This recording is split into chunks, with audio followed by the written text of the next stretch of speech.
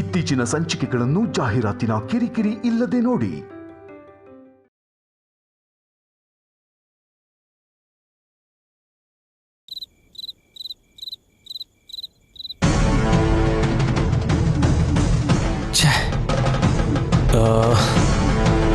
ಸುಜಾತ ಅವ್ರ ಮನೆಗೇನಾದ್ರೂ ಹೋಗಿರ್ತಾಳ?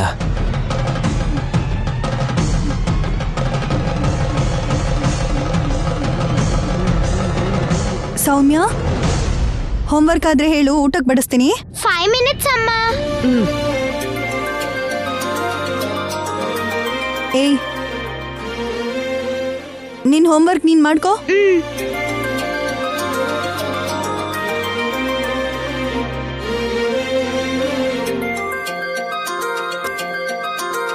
ಹಲೋ, ನಾನ್ರಿ ಶ್ರೀಕರ್. ಚೆನ್ನಾಗಿದ್ಯಾ ಶ್ರೀಕರ್? ಚೆನ್ನಾಗಿದ್ದೀನ್ರಿ. ನಮ್ಮ ಮನೆ ಕಡೆಗೆ ಬರೋದನ್ನೇ ಬಿಟ್ಬಿಟ್ಟಿದ್ದೀರಾ ನೀವು? ಸಮಯ ನೋಡ್ಕೊಂಡು ಬರ್ತೀನಿ. ಏನಾದ್ರೂ ಹೇಳ್ಬೇಕೇನಪ್ಪ? ಅವನಿ ಅಲ್ಲಿದ್ದಾಳ? ಅವನಿ ಅಲ್ಲಿಗೇನಾದ್ರೂ ಬಂದಿದ್ದಾಳ? ಬಂದಿಲ್ಲಪ್ಪ. ನಮ್ಮನೆಗೆ ಬರೋದಿದ್ರೆ ನಿನಗೆ ಹೇಳ್ದೆ ಬರ್ತಾಳ? ಅವಳಿನ್ನೂ ಮನೆಗೆ ಬಂದಿಲ್ಲ. ಮನೆಗೆ ಬಂದಿಲ್ವಾ? ಭಯ ಪಡಬೇಡಿ. ಇಷ್ಟೊತ್ತಾದ್ರೂ ಇನ್ನೂ ಮನೆಗೆ ಬಂದಿಲ್ಲ ಅಂದ್ರೆ ಏನು? ಏನ್ ನಡೀತು ಶ್ರೀಕರ್? ಸುಜಾತ ಅವರೇ, ದಯವಿಟ್ಟು ಭಯ ಪಡಬೇಡಿ. ನನಗೆ ಆಫೀಸಲ್ಲಿ ಅರ್ಜೆಂಟ್ ವರ್ಕ್ ಇದ್ದಿದ್ದಕ್ಕೆ ಅವನಿನ ಮೊದಲೇ ಕಳಿಸ್ತಾರೆ.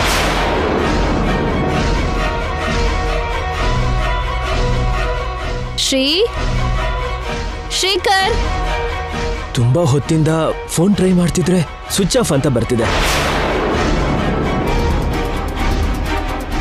ನಿಮ್ಮನೆಗೇನಾದ್ರೂ ಬಂದಿದ್ದಾಳ ಅಂತ ಫೋನ್ ಮಾಡಿದೆ. ನಮ್ಮನೆಗೆ ಬಂದಿದ್ರೆ ನನ್ನ ಫೋನಿಂದ ಆದ್ರೂ ನಿನಗೆ ಮಾಡ್ತಿದ್ಲು ಅಲ್ವಾ? ಮತ್ ಎಲ್ಲಿಗೆ ಹೋಗಿದ್ದಾಳೆ?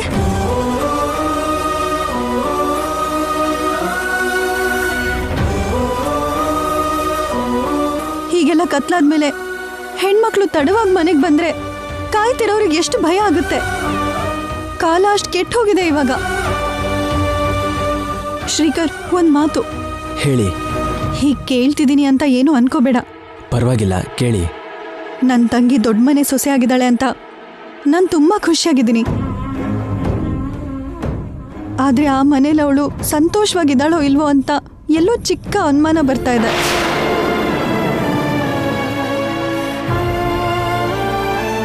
ಒಂದಿನ ಇದ್ದಕ್ಕಿದ್ದಾಗೆ ನಿಮ್ಮ ಮನೆಗೆ ಬಂದಾಗ ಅವಳ ಮುಖದಲ್ಲಿ ಸಂತೋಷಕ್ಕಿಂತ ಯಾವುದೋ ಸಮಸ್ಯೆಯಿಂದ ಭಯ ಪಡ್ತಿರೋ ಹಾಗೆ ಅನಿಸ್ತು. ನಂದು ಅನುಮಾನನೇ ಆಗಿರ್ಬೋದು. ಅದು ನಿಜ ಆಗಿರಬಾರ್ದು ಅಂತ ದೇವರಲ್ಲಿ ಕೇಳ್ಕೊತಾನೆ ಇರ್ತೀನಿ. ಅಂಥದ್ದೇನೂ ಇಲ್ಲ ಅಲ್ವಾ ಶ್ರೀಕರ್? ಅಯ್ಯೋ, ಅಂಥದ್ದೇನೂ ಇಲ್ಲ ರೀ. ನೀವು ಅನಾವಶ್ಯಕವಾಗಿ ಏನೇನು ಊಹಿಸ್ಕೋಬೇಡಿ. ಅವನಿಗೆ ಅಪ್ಪ ಅಮ್ಮ ಸ್ಥಾನದಲ್ಲಿರೋ ಅಕ್ಕ ಅಲ್ವಾ? ನನಗೆ ನನ್ನ ಭಯ ಇದ್ದೇ ಇರುತ್ತೆ ಶ್ರೀಕರ್. ನೀವು ಭಯ ಪಡಬೇಕಾಗಿರೋ ಅಗತ್ಯ ಇಲ್ಲ. ಅವನಿಗೆ ಏನೂ ಆಗಲ್ಲ. ಅವಳು ಮನೆಗೆ ಬರ್ತಿದ್ದ ಹಾಗೇನೆ ನಿಮಗೆ ಫೋನ್ ಮಾಡಿಸ್ತೀನಿ, ಸರಿನಾ? ಇಡ್ತೀನಿ.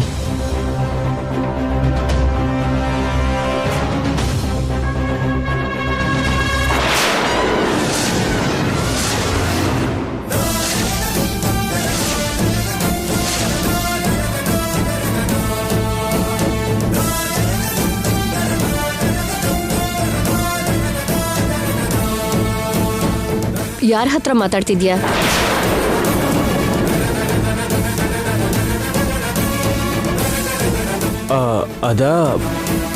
ಅದು ಅಮ್ಮ, ಅದು ನಾನು ಹೇಳೋ. ಗೊತ್ತಿರೋರಿಗೆ ಫೋನ್ ಮಾಡಿ ಅವನಿ ಬಗ್ಗೆ ಎನ್ಕ್ವೈರಿ ಮಾಡ್ತಿದ್ದೀನಿ ಅಷ್ಟೇ. ಅವನಿ ಅರ್ಧ ಗಂಟೆ ಕಾಣಿಸ್ಲಿಲ್ಲ ಅಂದ್ರೆ ಎಷ್ಟು ಭಯ ಪಡ್ತಿದ್ದಾನೆ ನೋಡಿ. ಇಬ್ರು ಮನುಷ್ಯರ ಮಧ್ಯ ಪರ್ಸನಲ್ ಆಗಿ ಏನಾದ್ರೂ ಬಾಂಡಿಂಗ್ ಇದ್ರೇನೆ ಹೊರತು ಇಷ್ಟೆಲ್ಲ ಟೆನ್ಷನ್ ಮಾಡ್ಕೊಳ್ಳಲ್ಲ. ಮತ್ತೆ ಒಳ್ಳೆ ಮಾತೆ ಹೇಳ್ದೆ. ಅವನಿ ವಿಷಯದಲ್ಲಿ ನೀನಿಷ್ಟು ಓವರ್ ಆಗಿ ಆಡೋದು ಬೇಡ ಶ್ರೀಕರ್.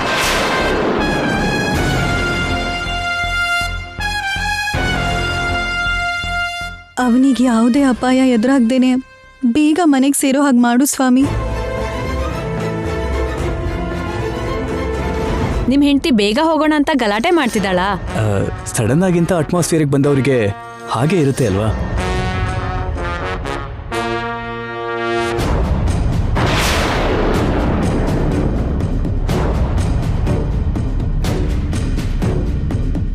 ಅವನಿ ಸಿಟಿನಲ್ಲೇ ಇದ್ಕೊಂಡು ಜಾಬ್ ಮಾಡ್ತಾ ನನ್ನ ಕಣ್ಣಿಗೆ ಕಾಣಿಸ್ದೆ ಓಡಾಡ್ತಾ ಇದ್ದಾಳೆ. ಇಂಥ ಜಾಗದಲ್ಲಿ ಏನಾದರೂ ಕಾಣಿಸ್ಕೊಂಡ್ರೆ ಚೆನ್ನಾಗಿರುತ್ತೆ. ಎಲ್ಲಿದ್ದಾಳೋ ಏನು?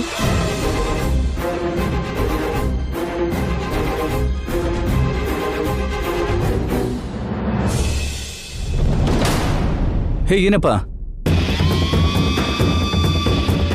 ಏನು ಸರ್? ಆ ಲಾಸ್ಟ್ ಟೇಬಲ್ ಹತ್ರ ಸ್ನ್ಯಾಕ್ಸ್ ತಗೊಂಡೋಗಿ ಕೊಡು ಅಂತ ಹೇಳಿದ್ನಲ್ಲ, ಯಾಕಿನ್ನೂ ತೊಗೊಂಡೋಗ್ಲಿಲ್ಲ? ಈಗ ತೊಗೊಂಡು ಹೋಗಬೇಕು ಅಂತ ಅಂದ್ಕೊಂಡೆ ಸರ್. ಮಿಸ್ ಆಗಿ ಕೈ ಜಾರು ಬಿದ್ದೋಯ್ತು, ಅದಕ್ಕೆ ಇವಾಗ ತೊಗೊಂಡು ಹೋಗ್ತಿದ್ದೀನಿ. ಸರಿ, ನನಗೆ ಕೊಡು, ನಾನು ತೊಗೊಂಡೋಗ್ತೀನಿ. ಪರವಾಗಿಲ್ಲ ಸರ್, ನಾನೇ ತೊಗೊಂಡು ಹೋಗ್ತೀನಿ. ಪರವಾಗಿಲ್ಲ, ನಾನು ತೊಗೊಂಡೋಗ್ತೀನಿ, ಕೊಡು.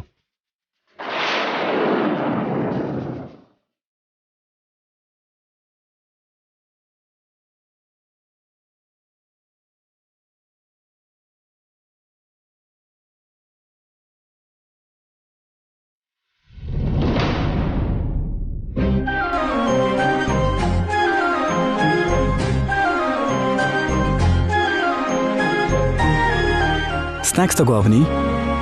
ನಂಗೆ ಹಸ್ವಿಲ್ಲ. ಎಷ್ಟು ಬೇಗ ಮನೆಗೆ ಹೋದ್ರೆ ಅಷ್ಟು ಒಳ್ಳೇದು. ಸ್ವಲ್ಪ ಹೊತ್ತು ತಾಳ್ಮೆಯಿಂದ ಇರು, ಸ್ನ್ಯಾಕ್ಸ್ ತಿಂತ ಇರು, ಟೈಮ್ ಪಾಸ್ ಆಗತ್ತೆ. ರಾಧಾಕೃಷ್ಣನ್ ನೋಡಿ ಹೆಂಡ್ತಿನ ಹೇಗ್ ನೋಡ್ಕೋಬೇಕು ಅಂತ ಫಸ್ಟ್ ಕಲೀರಿ. ಹೌದೌದು, ತುಂಬಾ ಚೆನ್ನಾಗಿ ನೋಡ್ಕೋತಾನೆ.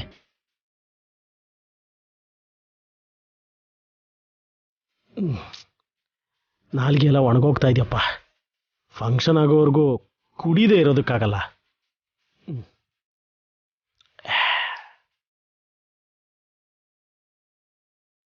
Attention all of you. It's time to celebrate the occasion. Boss ಕೈಯಿಂದ ಪ್ರಮೋಷನ್ ತಗೊಳ್ಳೋದಕ್ಕೆ ಎಂಪ್ಲಾಯೀಸ್ ಎಲ್ಲರೂ ಮುಂದೆ ಬರಬೇಕು ಅಂತ ರಿಕ್ವೆಸ್ಟ್ ಮಾಡ್ತಾ ಇದ್ದೀನಿ.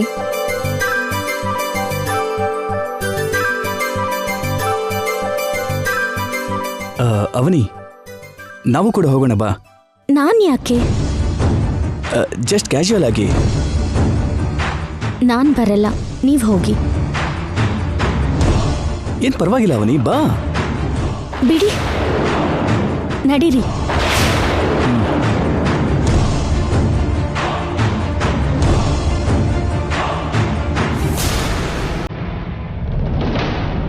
ಇಷ್ಟಕ್ಕವಳ ಹೆಸರನ್ನೇ ಹೇಳಲಿಲ್ಲ ಅವನಿ. ಓಹ್, ನೈಸ್ ನೇಮ್. ನಿಮ್ಮೆಲ್ಲರನ್ನ ಹೀಗೆ ಭೇಟಿ ಮಾಡಿದ್ದು ನನಗೆ ಸಂತೋಷ ಆಗ್ತಾ ಇದೆ. ನೀವು ನಿಮ್ಮ ಜಾಬ್ಸ್ನ ಸಮರ್ಥವಾಗಿ ಮಾಡ್ತಿದ್ದೀರಾ ಅಂದ್ರೆ ಅದಕ್ಕೆ ಕಾರಣ ನಿಮ್ಮ ಫ್ಯಾಮಿಲಿ ಮೆಂಬರ್ಸ್ ಕೊಡ್ತಿರೋ ಸಪೋರ್ಟ್. ಇನ್ನು ಲೇಟ್ ಮಾಡ್ದೇನೆ ಪ್ರಮೋಷನ್ ಪ್ರೋಗ್ರಾಮ್ ಸ್ಟಾರ್ಟ್ ಮಾಡೋಣ. ಮೊದಲನೇದಾಗಿ I will invite dynamic lady Greeshma and her husband.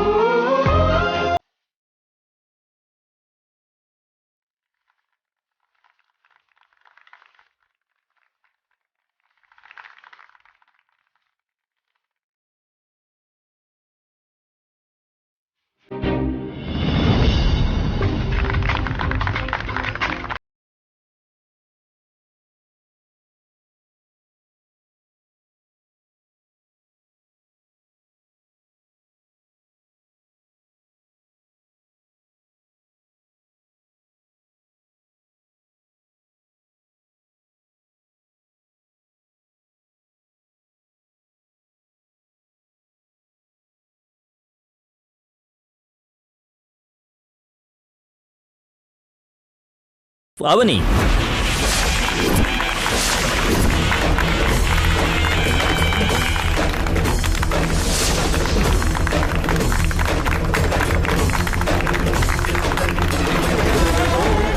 ಅವನಿನಾ?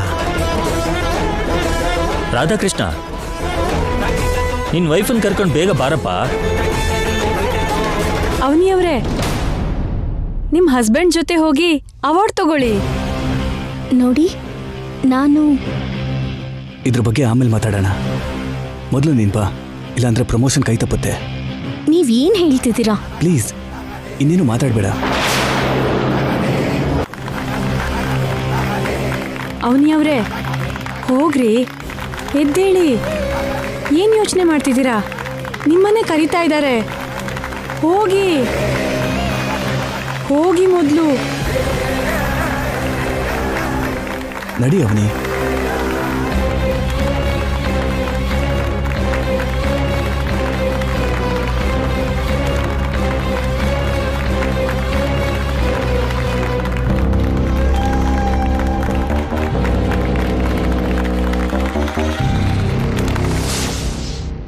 ಥರ ಇದ್ದಾಳೆ.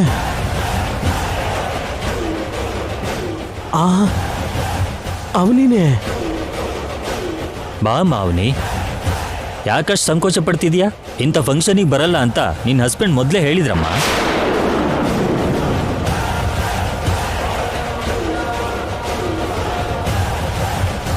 ಅವನಿಗೆ ಮದುವೆ ಆಗೋಗಿದೆಯಾ? ನೀನು ಕಷ್ಟಪಡ್ತೀಯಾ ಅಂತಾನೆ ಬಂದಾಗಿಂದ ನಿನ್ನನ್ನು ದೂರದಲ್ಲೇ ಕೂರಿಸಿದಾನೆ.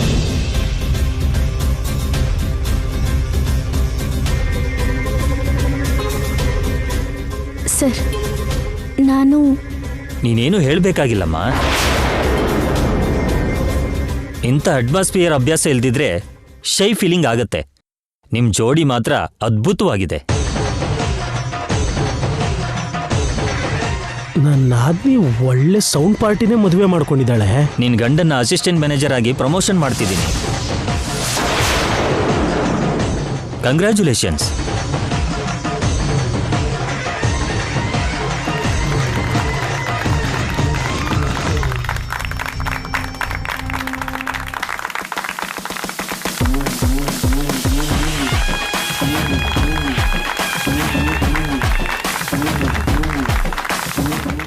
ಅವನಿ ತಗೋ ತಗೋ.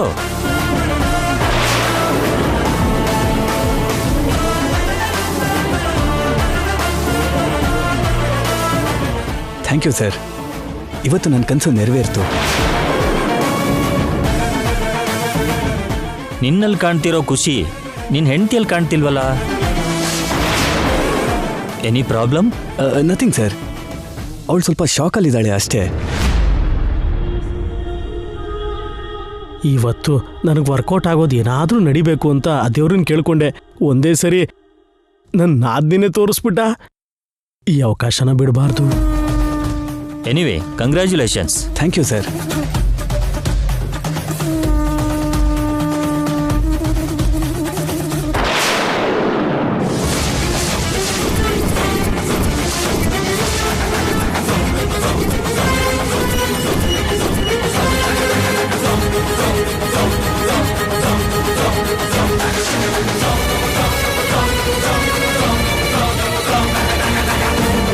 ಅವನಿ,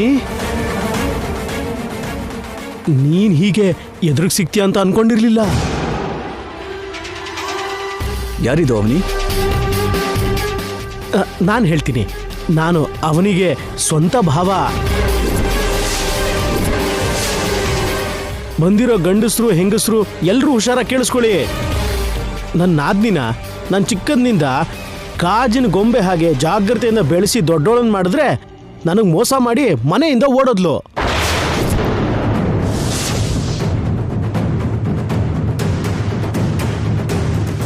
ಊರು ಕೇರಿ ಕಾಡು ಮೇಡು ಎಲ್ಲ ಕಡೆ ಹುಡುಕ್ದೆ. ಇವತ್ತು ಇಲ್ಲಿ ಹೀಗೆ ದರ್ಶನ ಕೊಟ್ಲು. ನನ್ನ ಅವನಿ ಮೇಲೆ ನಾನು ತುಂಬ ಬಂಡವಾಳ ಹಾಕಿದ್ರೆ ನನ್ನ ಋಣ ತೀರಿಸ್ದೇನೆ ಈ ಸಾರ್ನ ಮದುವೆ ಮಾಡಿಕೊಂಡು ಸೆಟ್ಲ್ ಆಗ್ಬಿಟ್ಲು.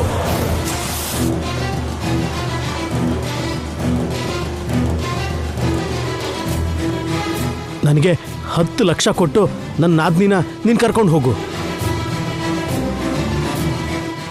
ಇಲ್ಲ ಅಂದ್ರೆ ನನ್ನ ನಾದ್ನಿನ ನಾನು ಕರ್ಕೊಂಡು ಹೋಗ್ತೀನಿ. ನೋಡು ಭಾವ. ಏಯ್, ನೀನೇನು ಮಾತಾಡಬೇಡ. ಈ ಆಫರ್ನ ನಿನ್ನ ಗಂಡನ ಕೊಟ್ಟಿದ್ದೀನಿ. ನಾನು ನಿನ್ನ ಗಂಡ ಬಗೆ ಹರಿಸ್ಕೋತೀವಿ. ನೀನು ಸುಮ್ಮನೆ ಇರು. ನೀನೇನು ಮಾತಾಡ್ತಿಲ್ವಲ್ಲ? ಯಾಕೆ ಅಂದರೆ ನನ್ನ ನಾದ್ನಿ ನಾನು ಕರ್ಕೊಂಡು ಹೋಗ್ಬೋದಾ? ಎಷ್ಟು ದಿನದಿಂದ ನನ್ನಿಂದ ತಪ್ಪಿಸ್ಕೋಬೇಕು ಅಂದ್ಕೊಂಡಿದ್ದೆ. ನನಗೆ ಮೋಸ ಮಾಡ್ತೀಯಾ? ಇವತ್ತು ನಿನ್ನ ಸುರೇಂದ್ರನ್ಗೆ ಒಪ್ಪಿಸ್ತೀನಿ. ಬಾಕಿ ಇರೋ ದುಡ್ಡನ್ನ ನಾನು ಇಸ್ಕೋತೀನಿ ಅವನ ಹತ್ರ. ಬಾ. ಇಸ್ಬೇಡ. ಬಾ.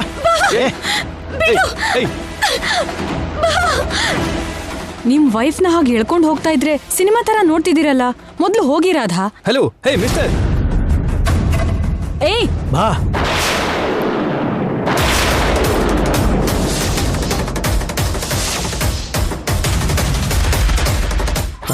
ಅವನೇನ್ ಕರ್ಕೊಂಡು ಹೋಗ್ತಿರೋ ತರ ಕನಸ್ಕೊಂಡಿದ್ದ ನಾನು. ಇವಳು ಯಾರೋ? ರಾಸ್ಕಲ್. ಇವನ್ ಒಳಗೇನಾದ್ರೂ ಬಂದ್ರೆ ಶೂಟ್ ಮಾಡ್ಬಿಡ್ತೀನಿ ಸರ್. ಬಾರೆ. ಏಯ್ ಇಲ್ಲಿಂದ ಹೊರಡ ಫಸ್ಟ್. ಹಾಗನ್ಬೇಡಿ ಸರ್, ಒಳಗಡೆ ನನ್ನ ನಾದ್ನಿ ಇದ್ದಾಳೆ ಸರ್. ಏಯ್ ನನ್ನ ಮಾತು ಕೇಳಿಲ್ಲ ಅಂದ್ರೆ ಅವ್ರ ಕೈಯಲ್ಲಿ ಸತ್ತು ಹೋಗ್ತೀಯಾ. ಒಳಗ್ ಬಂದ್ರೆ ನೀನು ಕಾಲ್ ಮುರಿದು ಬಿಡ್ತೀನಿ. ಮುರಳಿ ಅಂಡ್ ಹಿಸ್ ವೈಫ್ ಪ್ರೀತಿ.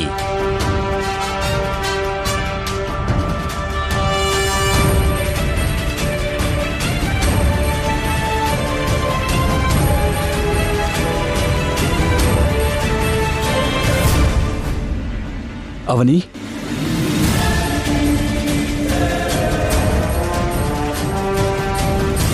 ನೀವ್ ಮಾಡಿರೋ ಈ ಕೆಲ್ಸಕ್ಕೆ ಏನಾದ್ರೂ ಅರ್ಥ ಇದೆಯಾ? ನಿಮ್ಮನ್ನ ನಂಬಿ ಬಂದಿದ್ದಕ್ಕೆ ಇಷ್ಟು ಮೋಸ ಮಾಡ್ತೀರಾ? ಲಾವಣ್ಯನ್ಗೆ ಫೋನ್ ಮಾಡಿ ಪ್ರೋಗ್ರಾಮ್ ಬಗ್ಗೆ ಹೇಳಿದೆ. ಅವಳು ಇಂಟ್ರೆಸ್ಟ್ ತೋರಿಸ್ಲಿಲ್ಲ, ಅದಕ್ಕೆ ಹೀಗೆ ಮಾಡ್ಬೇಕಾಗಿ ಬಂತು. ವೈಫ್ ಜೊತೆ ಬರಲಿಲ್ಲ ಅಂದರೆ ಎಲ್ಲರೂ ನನಗೆ ಅವಮಾನ ಮಾಡ್ತಿದ್ರು, ಪ್ರಮೋಷನ್ ಕೂಡ ಹೋಗ್ತಿತ್ತು. ಇದೇ ಕಾರಣಕ್ಕೆ ನಿನ್ನ ವೈಫ್ ಆಗಿ ಕರ್ಕೊಂಡು ಬರಬೇಕಾಯ್ತು. ನಾಳೆ ಯಾವತ್ತಾದ್ರೂ ಲಾವಣ್ಯ ಅವ್ರ ಕರೆದ ಫಂಕ್ಷನ್ಗೆ ನೀವ್ ಇಂಟ್ರೆಸ್ಟ್ ತೋರಿಸದೆ ಹೋದ್ರೆ, ನಿಮ್ ಸ್ಥಾನದಲ್ಲಿ ಲಾವಣ್ಯ ಅವರು ಬೇರೆಯವ್ರನ್ನ ಗಂಡನ ಕರ್ಕೊಂಡು ಹೋದ್ರೆ ಅದು ಕರೆಕ್ಟ್ ಅಂತ ಒಪ್ಕೊಂತೀರಾ? ಮದುವೆ ಆಗಿರೋ ಹುಡುಗಿ ಬೇರೆ, ಮದುವೆ ಆಗದೆ ಇರೋ ಹುಡುಗಿನೇ ಬೇರೆ. ಇಬ್ರು ಮಧ್ಯ ಇರೋ ವ್ಯತ್ಯಾಸ ಏನ್ರಿ? ತಾಳಿ ಅಷ್ಟೇ ತಾನೇ.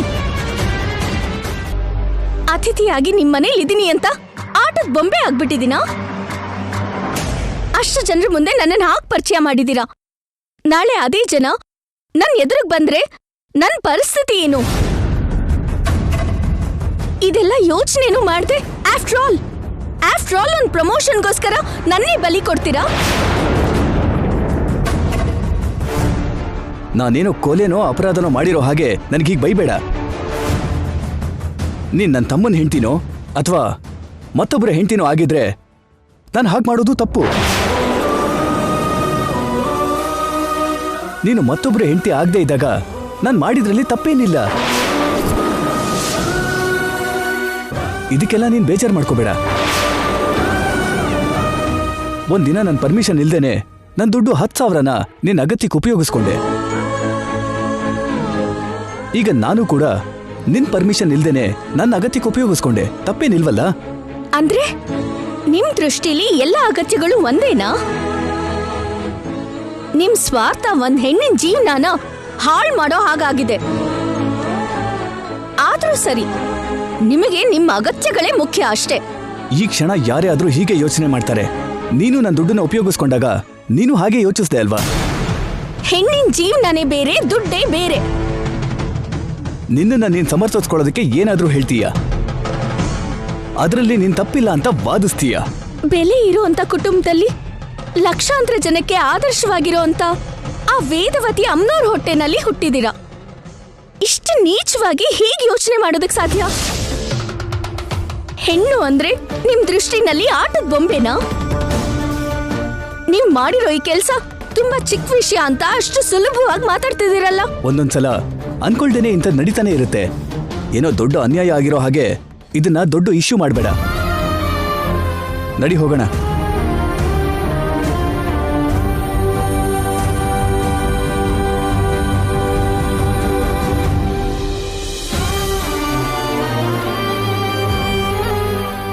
ಅವನಿ, ಬಂದು ಕುತ್ಕೋ.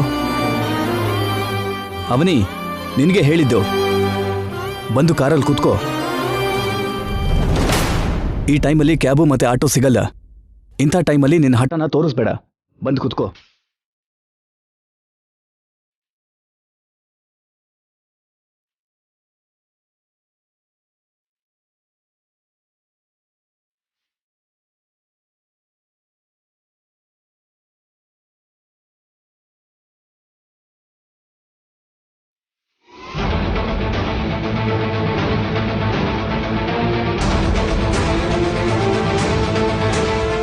ಕಾರಲ್ಲಿ ಹೋಗಿದ್ದು ಅವನಿನ ಆಗಿರಲ್ಲ ಬಿಡು. ಅವಳು ಒಳಗಡೆನೇ ಇದ್ದಾಳೆ. ಫಂಕ್ಷನ್ ಆಗೋವರೆಗೂ ಇಲ್ಲೇ ಕಾಯ್ತೀನಿ. ನನ್ನ ಆದ್ಮಿನ ನನ್ನ ಜೊತೆ ಎಳ್ಕೊಂಡು ಹೋಗ್ತೀನಿ.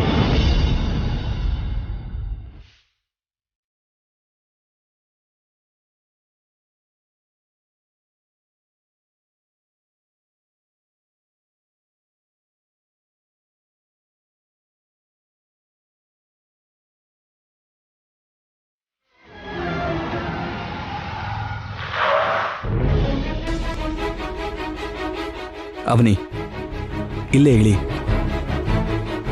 ಅವನಿ ಇಲ್ಲೇ ಇಳ್ಕೊ ಅಂದೆ.